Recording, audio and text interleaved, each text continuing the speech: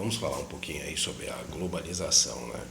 A globalização, ela teve início aí após a sua Segunda Guerra Mundial nos Estados Unidos, tá? E ela teve a sua porta de entrada pela parte da tecnologia, né? Hoje, veja, hoje você entra numa loja, você compra aí um celular, né? Esse celular ele pode ser de última geração, enfim.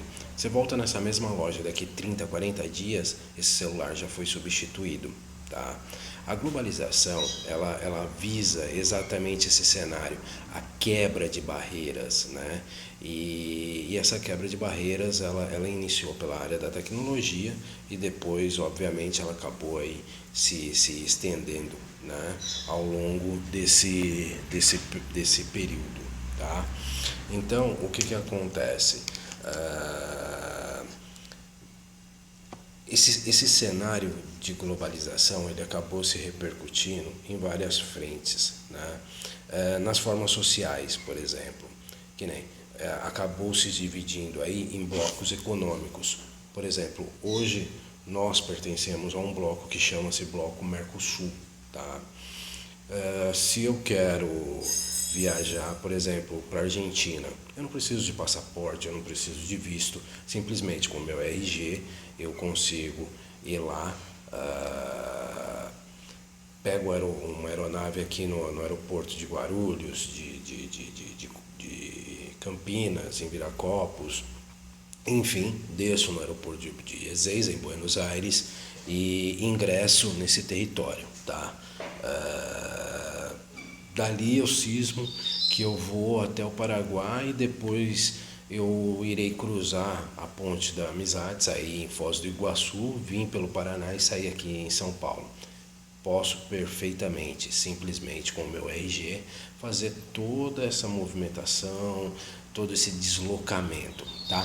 Tudo isso é um efeito da globalização, né? E aí nós temos aí, consequentemente, como benefícios, né? O aquecimento financeiro, o aquecimento de tecnologia, né? Fortalece a economia e a integração entre os países, tá?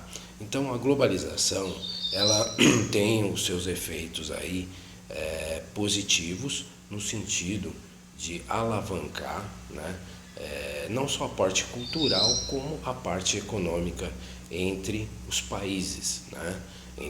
Então isso fez com que nós começássemos a conhecer outros procedimentos, outras tecnologias e começamos a nos tornar mais exigentes, né? Que nem, por exemplo, tempos atrás aí nós tivemos um presidente, né? Fernando Collor de Mello. Esse presidente ele soltou uma frase aí que ecoa até hoje, né? Que é a frase que nós brasileiros não conhecíamos o que eram automóveis, vivíamos em verdadeiras carroças, né? E isso fez com que